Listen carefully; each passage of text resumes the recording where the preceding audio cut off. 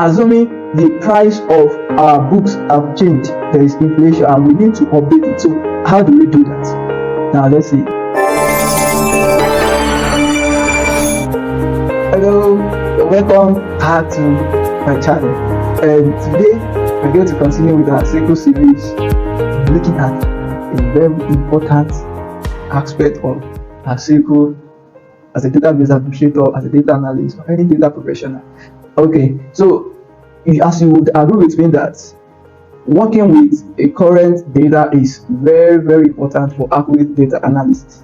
And so as a data analyst, you want to ensure that your data is current. It has the latest information. So how will you update your database to reflect the latest information? That is what we want to look at. Now, to do that, as you can see, we said we use the relational database management to perform 4 basic operations, which are create, retrieve, read, update, and delete. So we've gone through the create aspect, we have started the reading aspect, and now we are into the updating and deleting aspect. Use the update keyword to update our database. So we can do several things using this keyword. We are going to be looking at them one after the other. The first one is we can update, let's say, a value on our database. Now let's continue from the database, the online bookstore we created in the previous video, and let's try to update some information. So assuming the online bookstore now has a 10% increase in all their books, and we have to reflect this on the database. So how do we do that? How do we update the price? So we're going to make use of the update keyword. Now let's query the books table first. Let's see what the current price is. So we're going to select all from books, right?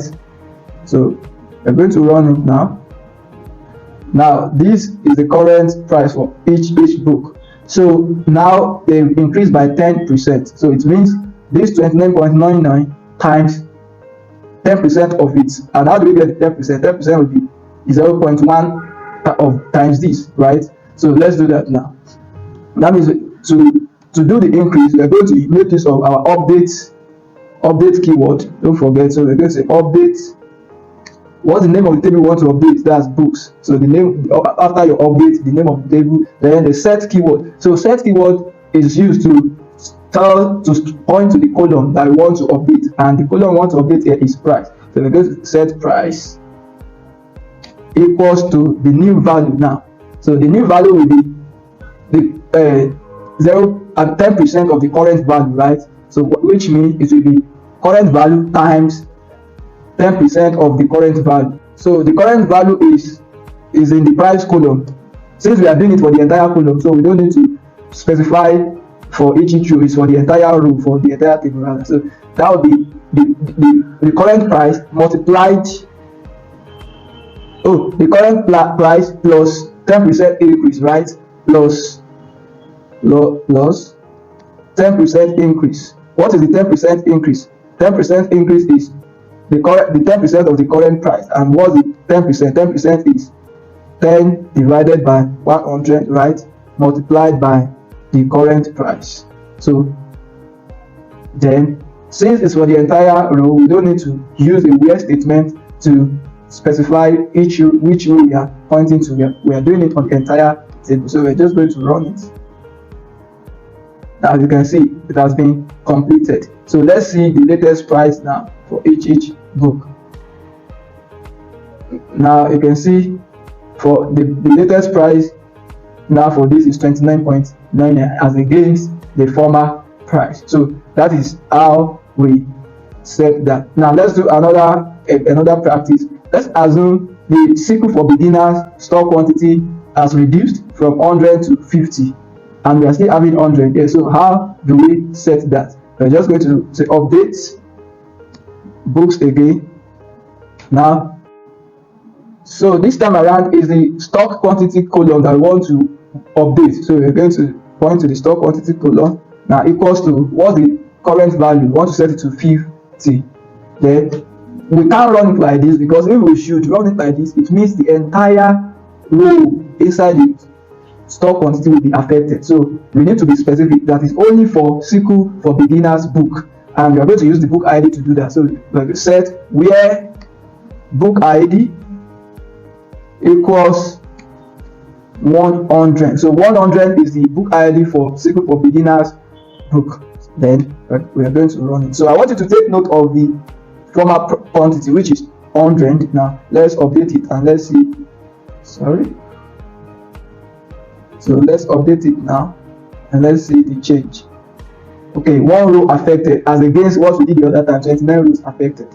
So let's run it now and let's see how the update has been done. So you can see now initially it was 100, but now it has dropped to 50 because we've updated it. So that is how we update data on our column. You can do it for the entire row in a column, or do it specifically for a row using maybe an ID or the name, whatever condition to find that particular. So the difference between this and this is here we are doing it for the entire rows in the table, so we don't need to specify where it's going to affect. But in this case, we are only doing it for the SQL for Beginners book. So that's why we are setting a where. So if you didn't use a where statement, it's going to do it for the entire table. So you need to be conscious of that. Okay, so let's proceed. The next thing we can also do is we can alter the data type of a column.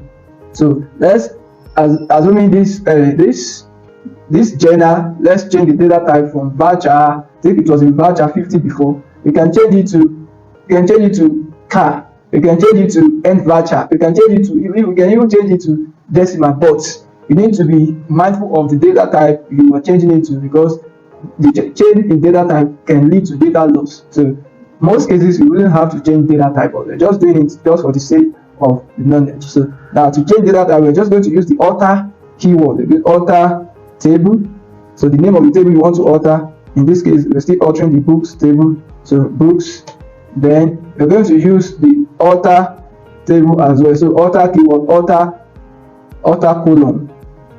The name of the column, what's the name of the column we want to alter is journal. So the name of the column we want to enter is journal, and we want to change it to varchar data type, right? So we're just going to say varchar. So initially it was in varchar 100. So assuming now that we are now, maybe there's a particular data that we want to enter now that the name is longer than 100 characters. So we can just change it to varchar, and we now want to increase the maximum number of characters. So we can change varchar 150, and then so let's run it now.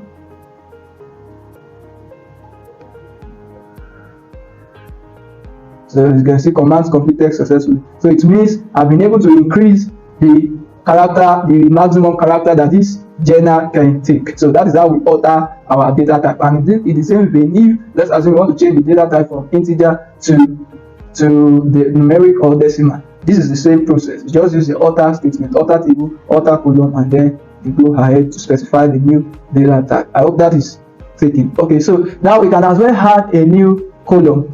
Assuming now for our books table, we now want to add the date published column to the book. We want to know the date of publication for each of the books. So, and initially we didn't add it while creating our table, so we now want to add it now. How do we do that? We're still going to make use of the alter keyword, but this time around with the add statement. So let's do that. Alter table. What's the table we want to alter? Books, right?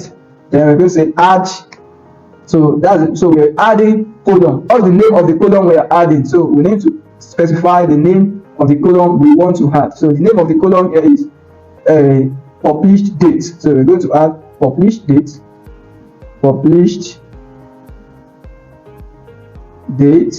and then the data type. We need to enter the data type as well. So the data type will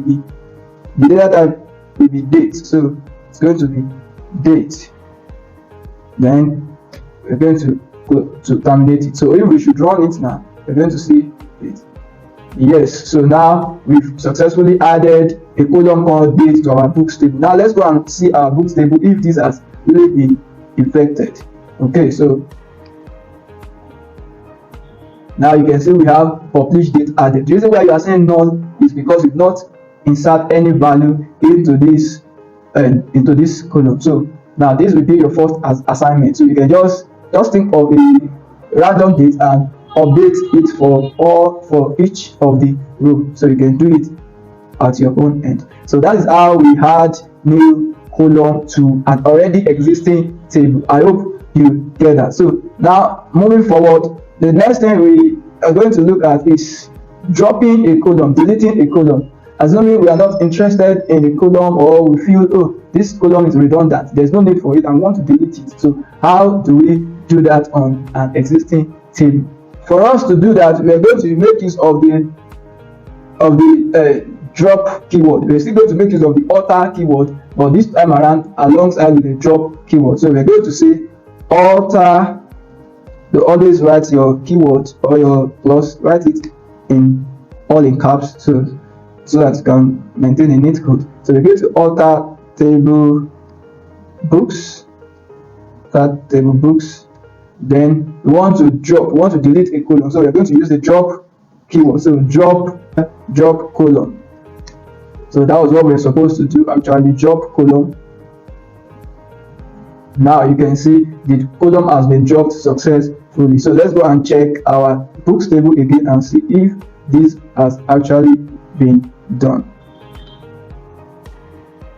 So now you can see we no longer have the published date column again. So the next one we're going to look at is how we can delete a row. So we can actually delete a row using the statement. We're going to say delete.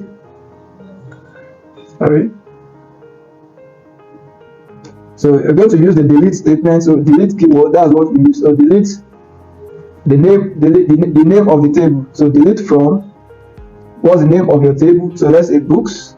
We want to delete from books table. Then you need to set where, as in which of the row do you want to delete. So maybe where delete from, where book ID. Let's say where book ID equals 100. So this means maybe we no longer have the book called SQL for Beginners in our inventory again, and want to do away with it on our database. So we can make use of the delete from books where book ID equals 100. It means it's going to delete this entire row, is going to delete it from our database, and then we run it. But this will not actually be executed for now. Yes, you can see.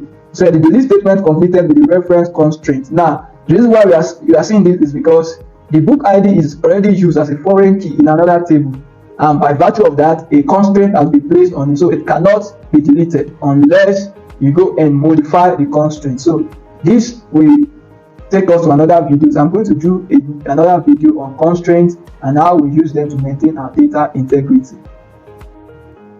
So this brings us to the end of this video, guys. So we've learned how to update our table, how to do it on the entire table or the rows in the table, how to do it specifically for a row, how to change the data type of the column, how to add a new column to our table, how to drop a column that is redundant, that is not necessary, and lastly, how to delete a row from the table. So now it's your turn, guys, to do your own. Okay, so now try these following exercises. Update the image of the customer with the customer ID 120, change the data type, add a rating column to the books table to store book ratings, remove the address column from the customer's table, or add the address column if it's not there, and delete a row from the author's table where author ID is 115. So guys, this brings us to the end of this video, and I hope once again you get something valuable from here. So next video we are going to be diving deep into querying this database that we created, how it is being done in real life scenario, how we generate insights, and how we use it to answer some business questions, business problems. So guys, please make sure you subscribe, hit the like button, and share with your loved ones. I'm sure you're going to see you in the next video. Bye for now.